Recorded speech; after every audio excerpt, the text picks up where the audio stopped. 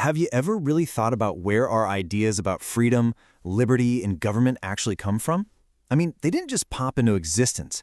We're about to dive into a period in history where a handful of thinkers started a revolution, not with guns or cannons, but with ideas. Ideas that would literally change the world forever.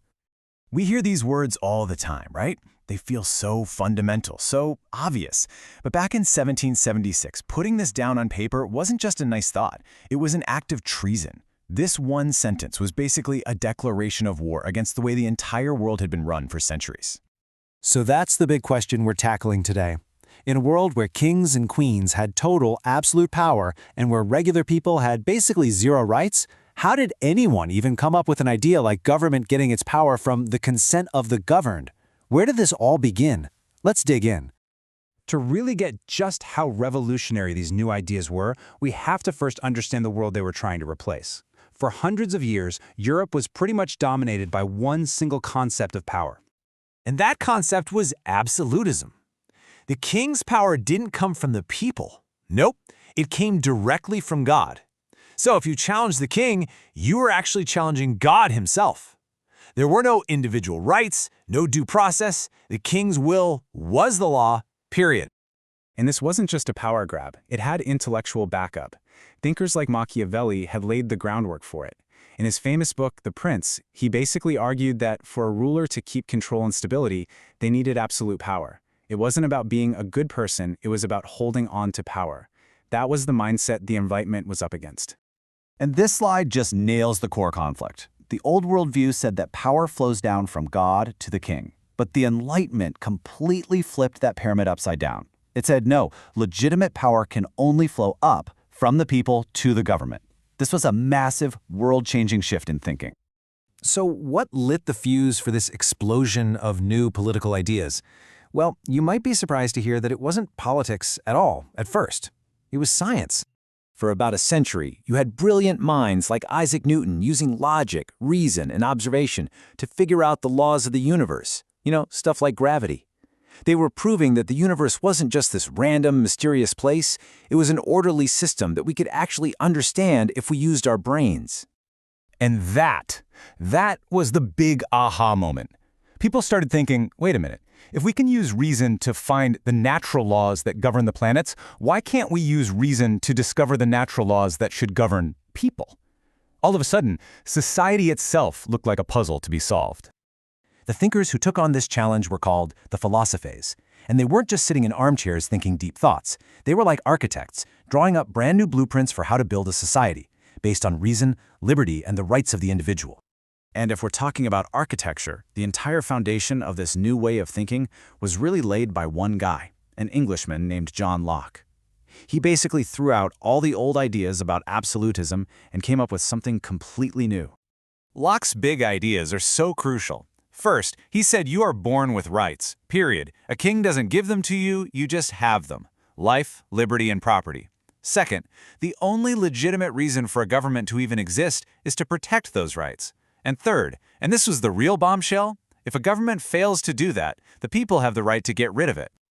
Okay, so if the government's power comes from the people, how do you make sure that government doesn't become a tyranny all over again? A French thinker, Baron de Montesquieu, tackled that exact problem.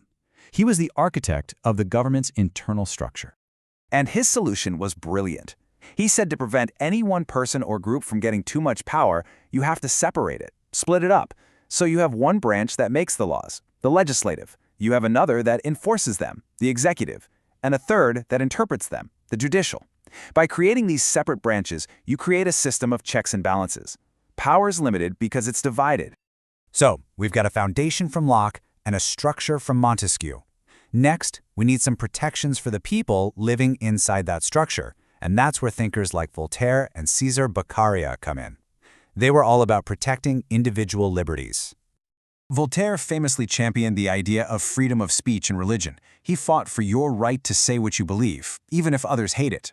Meanwhile, Beccaria took a hard look at the justice system of his day, which was, pretty brutal, and argued for the rights of the accused.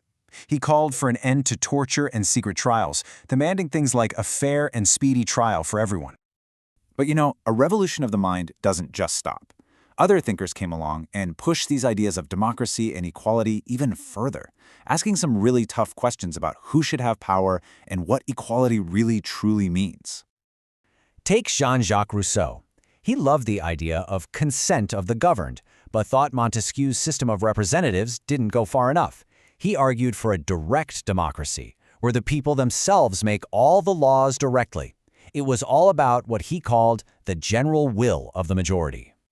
And then you have the amazing Mary Wollstonecraft. She looked at all these guys talking about the rights of man and asked a brilliant question. Hello, what about the women? She pointed out that for society to truly reach its potential, women had to be included.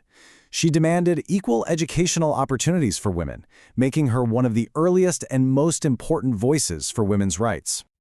So you've got these incredible ideas floating around: natural rights, limited government, separation of powers. They were debated in coffee houses and spread through books. But here's the thing: they were never meant to just stay on the page. They were a call to action. And you don't have to look very far to see where these ideas took root. I mean, look at this. The core principles that would form the United States government were lifted straight from the blueprints designed by these European philosophers. It's a direct line. And there it is, plain as day. That is pure 100% John Locke. The entire argument for the American Revolution, right there in its founding document, is a direct application of Enlightenment philosophy. Government exists to secure rights, and it gets its power from the people. And the success of the American Revolution sent a shockwave across the globe. It was like proof of concept. It showed everyone that these weren't just nice theories. You could actually build a whole country on them. This directly inspired the French Revolution a few years later and kicked off a whole age of revolution that challenged kings everywhere. So, in the end, the greatest legacy of the Enlightenment was that it gave people the intellectual tools, the permission, really, to question authority and to demand a better world. Which kind of leaves us with a final thought, doesn't it? What are the big, radical ideas today that are challenging our own power structures? What will people 200 years from now look back on as the Enlightenment of our time?